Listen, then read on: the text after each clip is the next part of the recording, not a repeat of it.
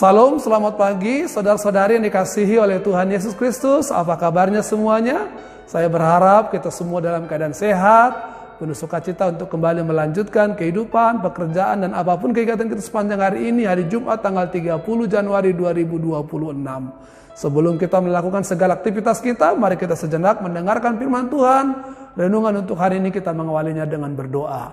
Kasih karunia dan damai sejahtera dari Allah Bapa dan dari anaknya Tuhan Yesus menyertai saudara sekalian. Amin. Saudara-saudari, firman Tuhan hari ini tertulis di kitab 1 Tawarikh pasal 4 ayatnya yang ke-10. Demikian dikatakan. Yabes berseru kepada Allah Israel, katanya, kiranya engkau memberkati aku berlimpah-limpah dan memperluas daerahku, dan kiranya tanganmu menyertai aku dan melindungi aku daripada para malapetaka, sehingga kesakitan tidak menimpa aku. Dan Allah mengabulkan permintaannya itu. Demikian firman Tuhan.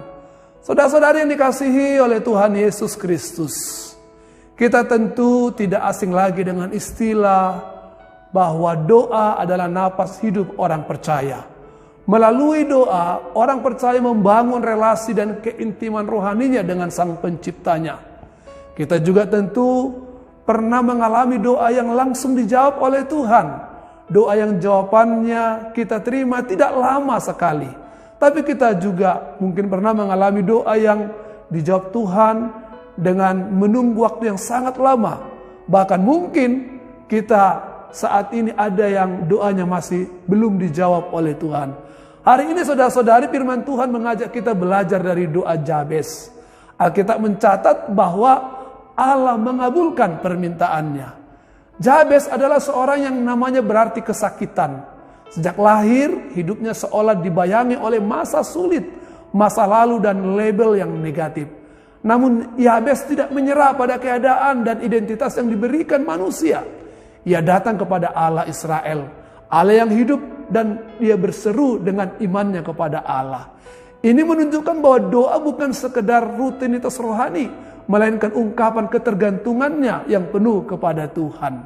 Dalam doanya, Yabes meminta berkat dan perluasan daerah. Ini bukan doa yang egois, melainkan doa yang berani. Yabes percaya bahwa Allah sanggup mengangkat hidupnya melampaui batas-batas yang selama ini membatasi dan mengikatnya. Ia rindu hidupnya memiliki dampak yang lebih luas dan berarti bagi bangsanya, bagi rakyatnya, sesuai dengan kehendak Tuhan. Yabes juga memohon agar tangan Tuhan menyertainya. Ia sadar bahwa keberhasilan tanpa penyertaan Tuhan akan sia-sia. Penyertaan Tuhan memberikan kekuatan, hikmat, dan arah dalam setiap langkah hidupnya. Selain itu, Yabes meminta perlindungan dari malapetaka. Karena ia tahu bahwa hidup tanpa perlindungan Allah akan mudah jatuh dalam penderitaan. Yang luar biasa, Alkitab mencatat bahwa Allah mengabulkan doa Yabes. Ini menunjukkan bahwa Allah berkenan kepada doa yang lahir dari iman, doa yang lahir dari kerendahan hati, dan doa yang lahir dari ketergantungan penuh kepada Tuhan. Doa yang tidak hanya memikirkan kebutuhan, tapi juga kebaikan, kesejahteraan orang banyak. Melalui doa Yabes kita diajak untuk berani datang kepada Tuhan dengan iman yang sejati.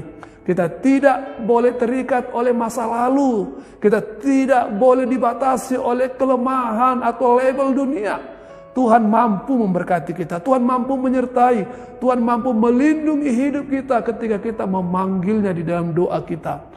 Oleh karena itu saudara-saudari, Bapak Ibu semuanya, marilah kita hidup sebagai orang-orang yang percaya pada kuasa doa.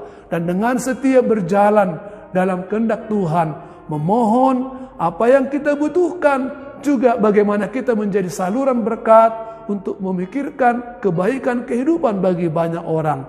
Kiranya doa-doa kita dikabulkan oleh Tuhan. Dan kiranya kita berani meminta kepada Tuhan untuk kebutuhan bagaimana kita dipakai Tuhan menjadi berkat bagi orang lain. Tuhan Yesus menyertai kita.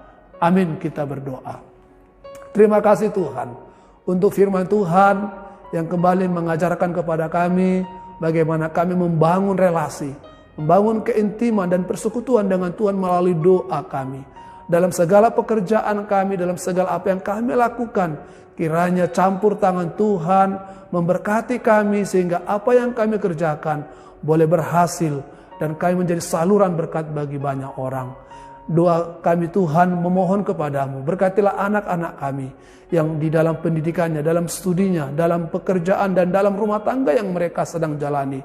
Kiranya mereka Engkau berhikmat, berikan pengetahuan dan berikan kemampuan untuk selalu meningkatkan kemampuan mereka berproses untuk mencapai kehidupan yang lebih baik sesuai dengan Tuhan rencanakan. Berkati juga pekerjaan kami sepanjang hari ini dimanapun kami bekerja. Jauhkan kami dari mara dan bahaya, dan kiranya melalui pekerjaan kami Tuhan memelihara kehidupan dan mencukupkan segala kebutuhan kami. Terlebih-lebih kami boleh menjadi saluran berkat bagi banyak orang. Kami juga berdoa buat jemaat yang sedang sakit, yang dirawat di rumah maupun di rumah sakit. Jamah tubuh mereka, pulihkan kesehatan mereka. Kiranya mereka juga boleh mensyukuri waktu dan kehidupan yang masih Tuhan anugerahkan dengan mereka boleh sehat, bersekutu kembali bersama dengan kami di waktu yang akan datang. Kami juga berdoa buat segala pergumulan jemaat-Mu, apapun yang sedang kami dihadapi oleh jemaat-Mu, biarlah tangan Tuhan selalu menolong, menopang dan memenangkan kami menghadapi segala pergumulan kami. Terima kasih Bapa. Dalam nama anak-Mu Tuhan Yesus kami berdoa dan mengucap syukur. Kasih karunia dari Tuhan kita Yesus Kristus, kasih setia daripada Allah Bapa, serta persekutuan dari Roh Kudus, itulah yang menyertai berkat saudara sekalian, sekarang sampai selama-lamanya. Amin. Selamat bekerja beraktivitas, Tuhan Yesus menyertai kita. Ora.